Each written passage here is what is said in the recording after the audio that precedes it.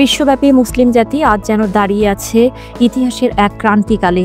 যুদ্ধ, নিপীড়ন, রাজনৈতিক অস্থিরতা আর মানবাধিকার লঙ্ঘনের শিকার হয়ে একটা জাতি আজ হারিয়ে ফেলেছে তার নেতৃত্ব, আত্মবিশ্বাস আর ঐক্য।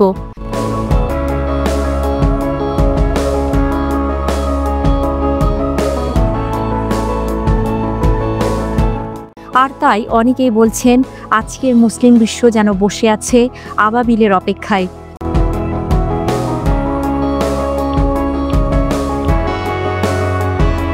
মুসলিম বিশ্বের প্রায় প্রতিটি কোণ থেকে ভেসে আসছে আর্তনাদ।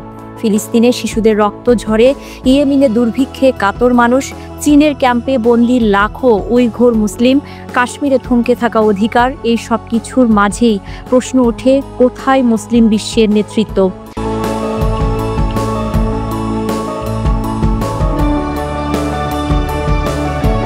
রাজনৈতিক বিশ্লেষকরা বলেন এই অবস্থা একদিনে হয়নি। নিজেদের মধ্যে বিভক্তি, নেতৃত্বের ব্যর্থতা এবং স্বার্থপর রাজনীতি মুসলিম বিশ্বকে আজকে এই দুর্বলতার জায়গায় এনেছে।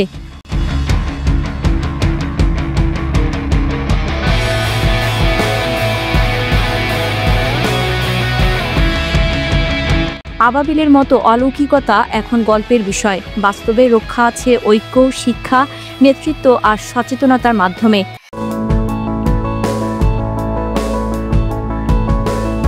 ইসলামের ইতিহাসে আবাবিল পাখির কাহিনী আল্লাহর অসীম কুদরতের নিদর্শন।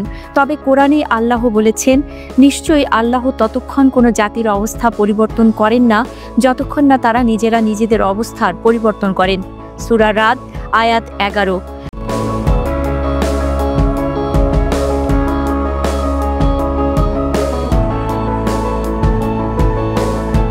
তাহলে প্রশ্ন হলো, আমরা কি সেই জাতি যারা নিজেরা কিছু করতে চায় না, কেবল আকাশের দিকে তাকিয়ে অলৌকিকতার অপেক্ষায় থাকে? বিশ্বের অনেক মুসলিম প্রধান দেশের নেতারা নীরব দর্শকের ভূমিকা পালন করছেন। কেউ কেউ আবার স্বার্থ রক্ষায় নিপীড়কদের সাথে আতাত করছে। ফলে সাধারণ মানুষ আজ অসহায়, বিভ্রান্ত, ভীত, কিন্তু বিক্ষুব্ধ।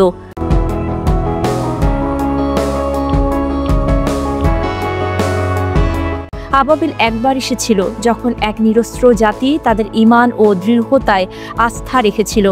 আজ আমরা নতজানু, বিভক্ত, দুর্বল এবং পরনির্ভর। তাহলে কি আমরা আর সেই আবাবিলের যোগ্য নেই?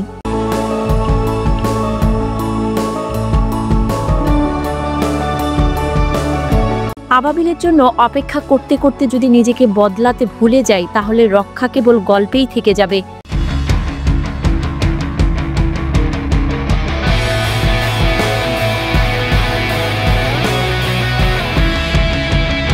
এখন সময় প্রশ্ন করার, আমরা কি বদলাবো নাকি অলৌকিকতার অপেক্ষায় ইতিহাসের পাতায় হারিয়ে যাব?